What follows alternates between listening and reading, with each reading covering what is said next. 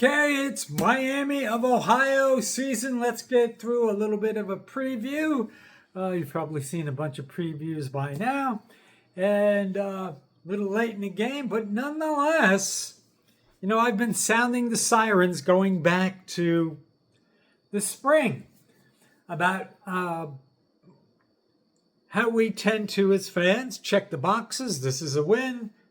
That's a win. And I've been warning about the two MAC teams from Ohio that were both in the MAC championship game last year. And as we saw last week, and as I predicted, Ohio was not going to be an easy game for obvious reasons. Miami of Ohio is 2 years removed from an 11-3 season. They lost the MAC championship game against Ohio last year. They've been to 4 straight bowl games. They've beaten Power 4 programs in Cincinnati and Northwestern. I think it was Colorado State like 43-17 last year in their bowl game. But they lose a ton of players from that 9-5 team. And like everybody else, they're bringing in a lot of players from the transfer portal, including Daquan Finn, who spent last season at Baylor after 5 seasons at Toledo. We'll get to breaking him down a little bit in a couple minutes. Rutgers offense, we heard about what they might look like, a new look kind of offense coming out of camp. They put up 34 points in game 1 against Ohio. And they've scored at least 30 points now in the last 6 games, going back to last year, which for Rutgers fans is a new kind of experience. But Miami of Ohio has a very good defense. They played a tightly contested game against Wisconsin last week. Yes, they lost 17-0, and their offense was kind of inept. They beat the spread. I think it was a 17.5 point spread, but it was 3-0 well into the third quarter, and then was 10-0 well into the fourth quarter. But they gained just 117 yards on offense and 7 first downs. So a lot of people predictably are like, okay, this is a game that our defense will get better against and be able to handle. Not so fast. I feel there's the possibility that Miami can get better against us. And that's not to say it'll have an Ohio kind of game, but we'll talk about how they don't need to run on 440 yards, but just be a little better. Let's get to Daquan Finn, 7th year of eligibility. 7 years of college down the drain. Was that a famous quote from a 1970s movie? Nonetheless, he was held to 83 yards, 9 of 18, 2 interceptions. He had 13 yards on the ground, 12 carries. Not super productive. Finn played at Toledo, had a couple good years, transferred to Baylor, lost a starting job. But as Coach Shiano said, he's one of the most experienced quarterbacks in the country with 93 touchdowns. But he's also, there's a slew of new starters for Chuck Martin and Miami, and that might be a reason why they looked out of sync against Wisconsin and they just couldn't build any rhythm or fluidity and looked really choppy. They had a bit of a, overhaul on defense as well. Not quite as many transfers as on offense. Coach said, though, on defense, they're really strong. They have a lot of players returning. They play really good defense the past 4 years, yada, yada, yada. They played top 40 in some cases top 20 type defense, so really good. They don't give up easy points to make you earn everything. And I think he also said that we didn't have to see the game against Wisconsin to know that. Whereas our, work in progress defense gave up 440 yards, and Parker Navarro accounted for 332 of it, and 4 total scores. I'm not going to go over this again. We were bad in coverage, bad in containing. Pressure was so-so at best, no sacks. So what does that mean? We just have to, continue to keep Daquan Finn from improvising. He should be manageable. I mean, he was 9 for 18, 50 yards and 2 interceptions last week, and we don't necessarily have to hold him to that production and stat line.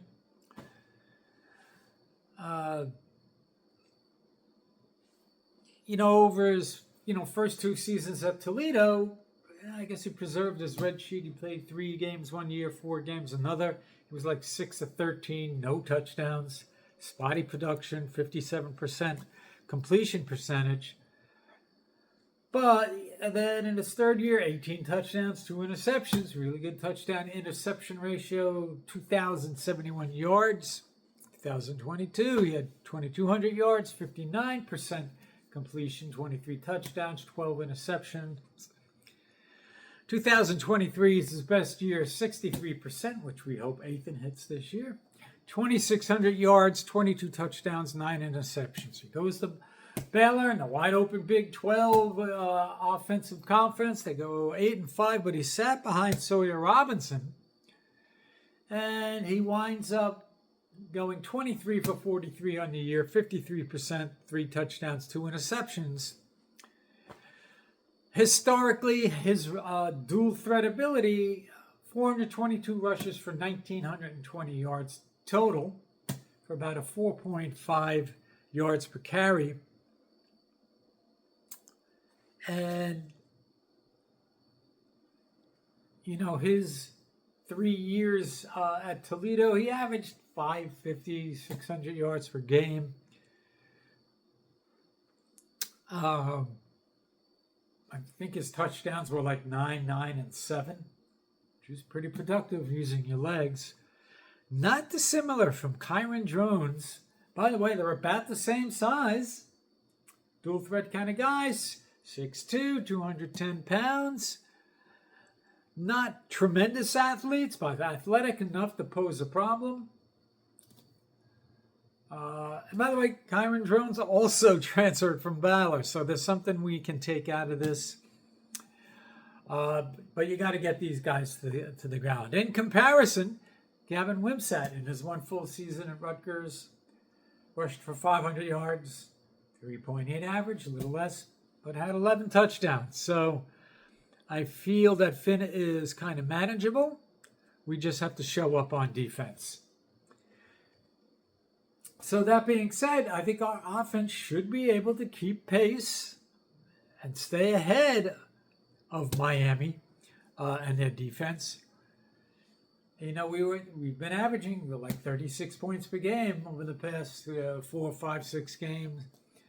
Ethan and the offense was really well balanced last week, and they were efficient. They perhaps didn't get the upside production you would look for against the MAC team as far as points scored and total yards, 399. But we also haven't been, you would think with that kind of production we would have a better record, and we're not. We're like, 2-2 over those games that were averaging over 35 points.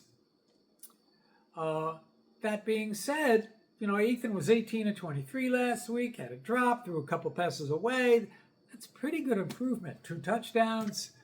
And, our running game turned out to be pretty well. Chase on C.J. Campbell and Antoine. Antoine had some good bursts, looked a little bit like Kyle out of there. I'm not really worried about them, but I would like us to control the ball running the ball, controlled passing game, taking shots downfield when we have to. But it's not going to be easy. This Miami defense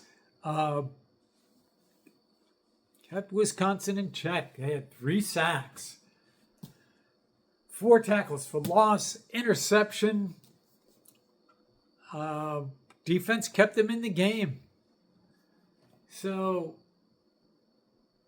and on top of that, Miami turned the ball over, threw an interception deep in their own territory. So if we can, after not having some turnovers against Ohio, make a play on defense, get a turnover to force Miami to have to fight and struggle and scrap for every yard on offense. So get a turnover. Otherwise, this could be a longer day than anticipated. Coach talked about Miami, Ohio linebacker Adam Trick. He had 5 solo tackles, 2 sacks, a pass defended. So it comes down to which will be better. Miami's offense, which was really bad, or Rutgers defense, which is really bad. Miami against Big Ten competition hasn't really shown they compete physically or execution and scheme against better programs. Finn just didn't look comfortable last week, and that could be all due to a bunch of new guys. Offensive line struggled. The run game was non-existent. But I wouldn't get too overconfident. Perhaps that's just Wisconsin. We struggled last year in a 42-7 loss. Ethan was 12 of 32 for 103 yards, interception. We rushed for 168, but Ethan had 48, and Johnny Shepard 20 yards, so 100 yards from running backs. So while, we're not explosive or perfect on offense, we moved the ball well last week. We were efficient. We had good quarterback play. The offensive line protection was good. By the way, Dante Chin, when Coach was asked about Dante Chin and his prognostications for the future, it was one of those weird responses. He was like, we'll see. Now, we thought Dante Chin took over the role at left tackle because nobody else stepped up, and he was the guy who stepped in there. But apparently he won the job by default due to injury, and guys were just playing well enough to win the job, and Dante was the guy who wound up winning it. We'll see how there's any sort of new rotation in the offensive line, but that shouldn't be too much of a problem. Defense is the problem. Coach always says this. He doesn't think we're far off. It's just a slight adjustment here or there. He went on to say, but sometimes that final piece is the hardest piece. They have to do a better job as coaches, making everything crystal clear and holding them accountable to do it, yada, yada, yada. Lots of coach speak. And he talks about how he promises that he's been working hard to clean things up. So it's not rocket science. We got to get pressure, contain Finn, preferably get some sacks, plug the running game, and Kenny Tracy, I think, what was he, 34, 35, 36 yards, whatever it was against Wisconsin. So it's okay if you bend a little bit. And Miami gets some yards, get 150 yards passing and 100 yards rushing, but they don't light up the scoreboard with touchdowns. The defense doesn't have to be a work of art. Just show progress in tackling, coverage, pressure, third down defense, red zone defense. Just be solid, make improvement, play well.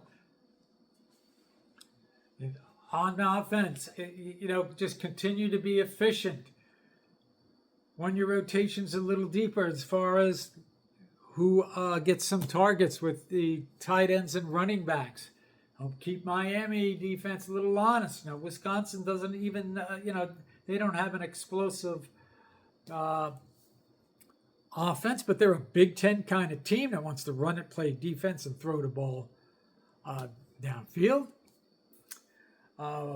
Backup quarterback last week, Danny, forget his name. He came in, threw a couple touchdowns late, which is why Wisconsin won 17-0. But if we could just continue to be efficient and execute, spread the ball around, we stand a pretty good chance, of being productive. And, keeping Miami's defense honest. If you control the ball, you're balanced, to keep the Miami offense frustrated, having to play catch up, which is something probably that they're not too good at least right now. And, a special teams play, once again, wouldn't hurt. It's unlikely, in my view, to be a high-scoring game. So a special teams turnover score will always help. And continue to play mistake-free. We're not a highly penalized team. Weren't last week. Ohio made the big defensive penalty on third down when we were in our own territory trying to extend the drive and not get the ball back to Ohio so they can go down and take the lead. And they committed a defensive holding on third down, and that has allowed us to extend the drive and run out the clock.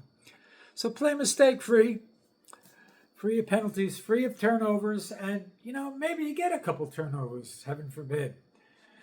As far as, the guys that like to bet out there were, 14-5-1 against the MAC teams. Beat Akron last year, 49-17. That kind of got off to a slow start. There are 4 players from Ohio on our roster.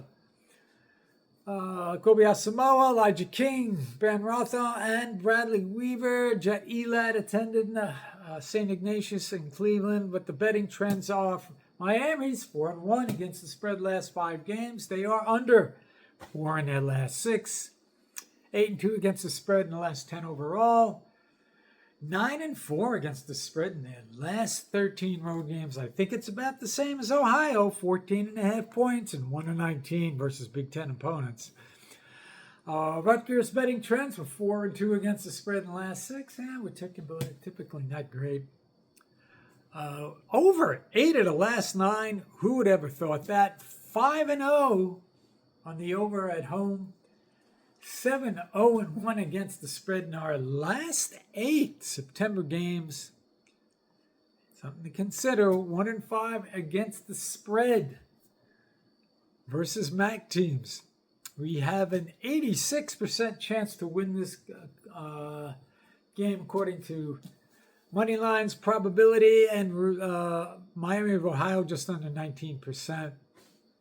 We're 0-1 against the spread. This season, I think it was, 15.5 last week. And Miami is 1-0. So there we have it. If you ask me for a prediction, I think Miami will get better on offense against us. That doesn't mean they're going to be explosive by Ohio, but they'll get some scores. You might expect them to be really choppy and not productive and kind of pathetic, and then when they convert on several third downs, we're going to be like, what the heck, this team is supposed to stink on offense like UCLA last year, and they're getting first downs and they're scoring on us. I think they will do well enough to feel better that they're making progress on offense. I don't think it'll be enough, and I don't think our offense is explosive enough to put up 40 on a MAC team with a good defense. So I'm thinking it's going to be, 27-16 kind of game, 23-16 kind of game. That kind of skews toward the under. But, I've said for almost a year now, like 10 months, MAC teams, Ohio, Miami, Ohio, are pretty damn good and might not be a bad place to use as feeder programs for players from these teams that want to take the next step up